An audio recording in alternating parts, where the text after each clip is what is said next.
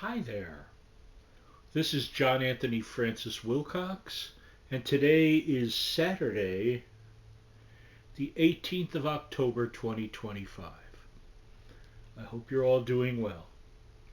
So, today is my friend Ginny's birthday. I think she's either 60 or 61. Tomorrow is my friend Ed's birthday. Tomorrow is also an interesting anniversary for me in that back in 1984, I believe, that's when I met my friend Hope, who would then, weeks later, lead me to meeting my friend Lana, who's one of my dearest people on the planet. If you see this, Lana, you know how much I love you. Wonderful friend.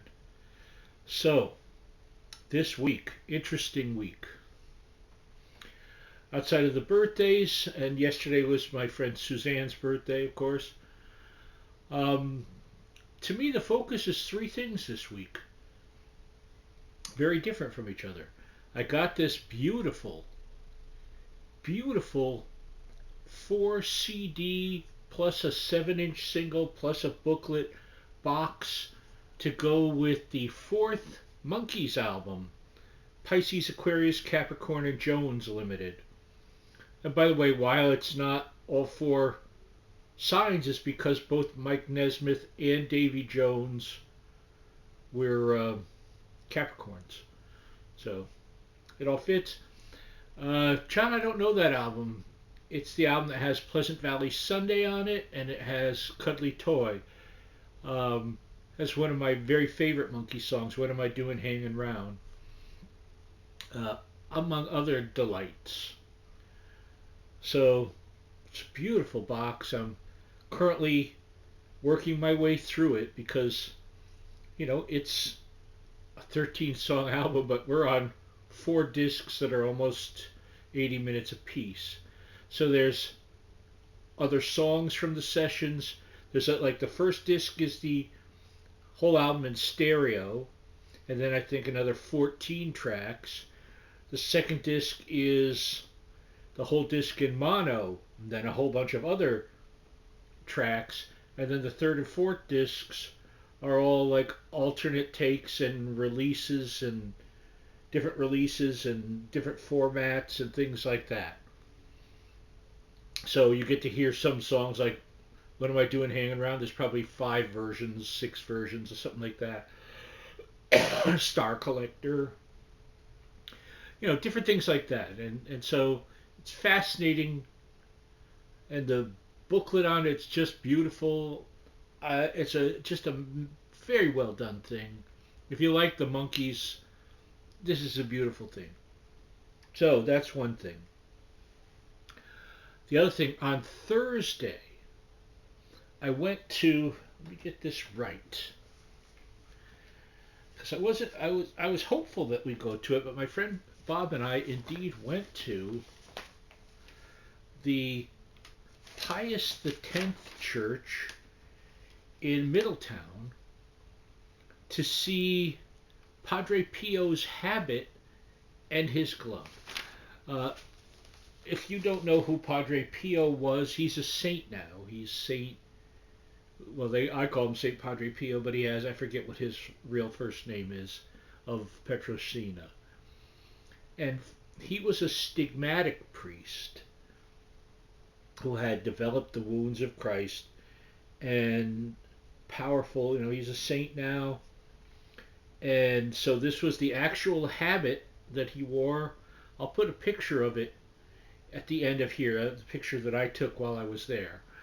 And what it was is I was in the church and rolled my wheelchair up, and they had a glove of his in like a little case, and you could touch the case, and while you did that, the priest put his hand on your head and said a prayer.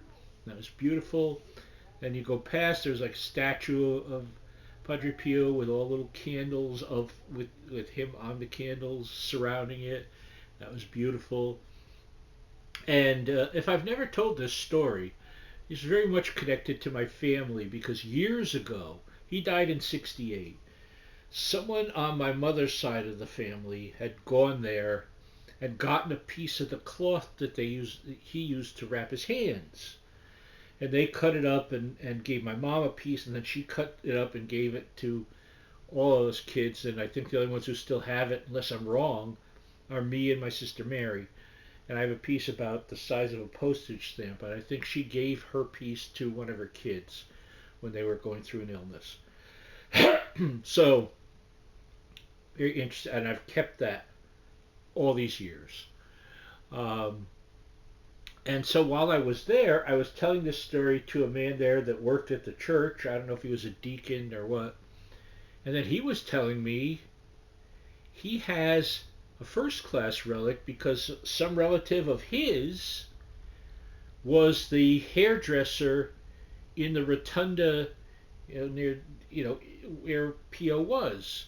So she cut his hair and she sent him some of the hairs off his head, and the guy had them in a little plastic thing sealed with a photo on the other side of Padre Pio.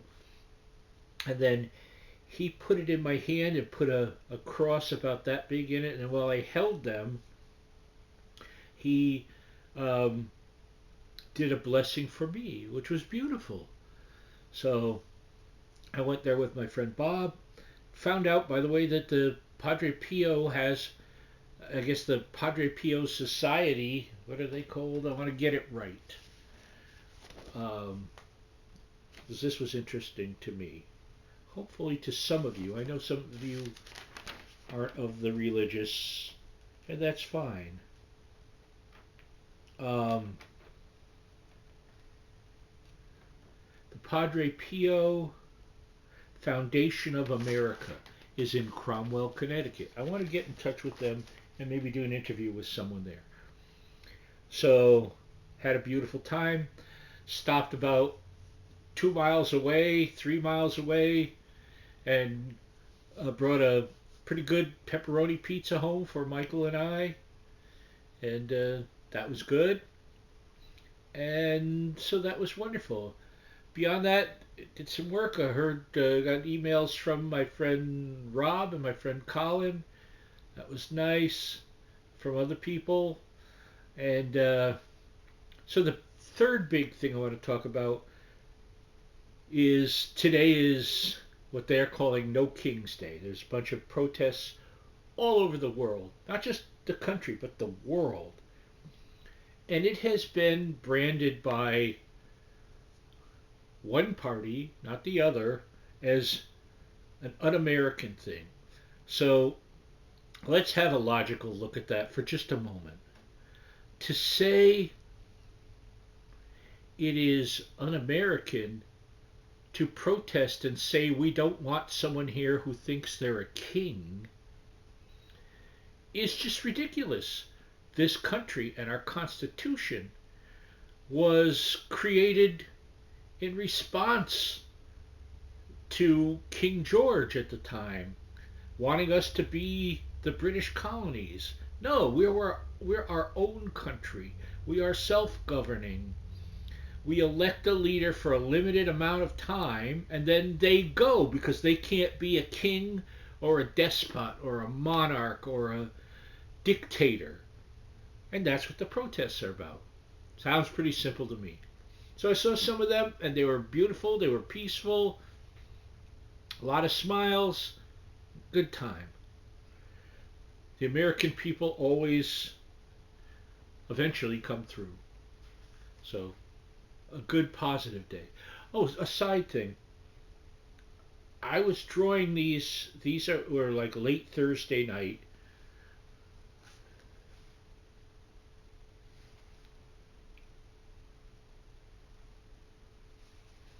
So what these are is, as you know, I'm a cartoonist. And when I was a kid, I loved the Jack Kirby and Steve Ditko and the other artists, Don Heck, Joe Sinnott, all the John Buscema, all that. But Kirby had this kind of otherworldly stuff he would put in his architecture and how he handled space and robots and machines and stuff. And so did Ditko. Ditko did these very kind of unusual otherworldly, other dimensional kind of things. And so what I want to do is I want to get about, I guess I would say, 2-inch discs of either wood or acrylic or something that are hopefully white, or I would paint them white, and then have this all in black. These are just design ideas I want to do. And why do I want to do that? I don't know. I feel like doing it. I looked at these, and when I was drawing them, it made me happy. And when they were finished, I looked and I was like, hey, those are kind of cool. So I want to do more of that. I want to do it in that practical sense. Who knows? Maybe someone that's watching this might at some point receive one of these. Perhaps like in a card or something. I don't know yet. But it's something that was in my mind. I always have a lot of things that I want to do, but it's just getting to do them. And these I want to make sure I get to do, because I was looking and I can get like 2-inch acrylic discs that are clear.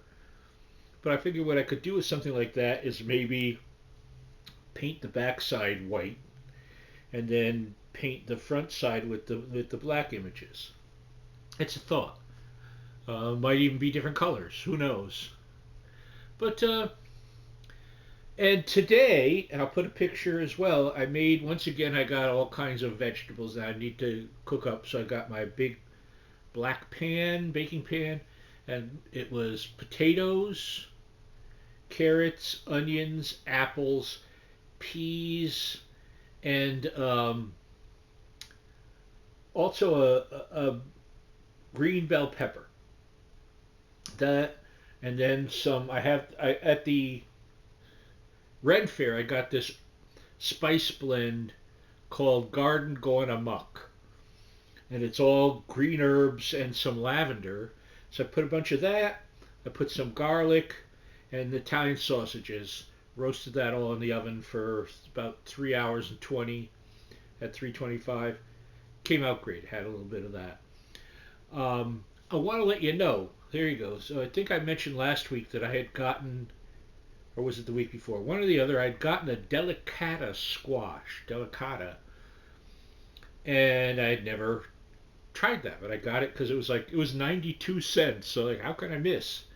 I made that, and I did it with some butter, a little salt and black pepper, and then I put some ginger and some cinnamon. Roasted it and drizzled a little bit of maple syrup on it too. It was delightful. So I got another one of those that I'll make during the week, and I also got a squash I'd never even heard of that's a little smaller, about like this, called a honey nut squash. So, and that was, believe it or not, 40 cents. Like, well, even if I hate it, it was only 40 cents. So to try that, I'll let you know. Let me recommend that delicata squash. And, I put it in the oven for about an hour at, I forget, I either did it 325 or 350. But it came out wonderful. So if you've never seen them, they're like a long squash with like green stripes, almost like a watermelon on the outside. Highly recommended. That's all I got for you this week. I love you all. I'll see you next time. Bye bye.